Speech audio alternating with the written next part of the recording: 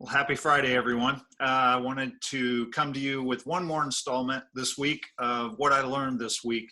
It's a common theme that I've been hearing as we're all dealing with the challenges that the COVID virus is bringing to us and what we're dealing with as far as just the unknown of the future and the worry that comes with that.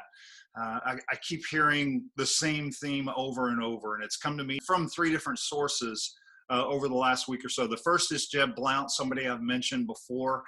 He has a podcast called Sales Gravy. He's a sales trainer, and he says that the past is unchangeable, the future is yet to be written, and all we can impact is this moment. And so focusing on this moment as opposed to dreading and worrying what's to come in the future is his approach.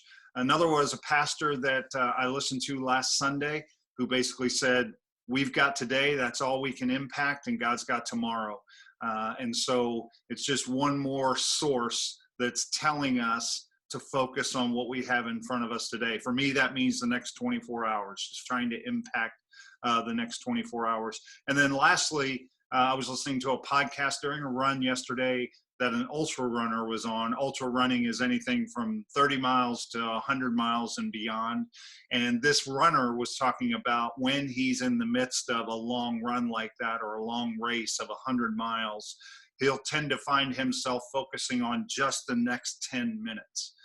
And that if he can get through the next 10 minutes, then he does it all over again. But that keeps him from thinking about the very long term and the dread of the long term. So I just wanted to share that because it keeps coming to me over the last week or two, this idea of just focusing on what's right in front of you, trying to impact the time that you have right in front of you and trying to be positive and active in that time as opposed to looking inward and sitting and being sedentary and thinking and worrying about long term. So I hope you take the time this weekend to unplug, spend some time with your family and loved ones and enjoy them and not be thinking about all that is around us or the worry of the future. So hope you all have a great weekend.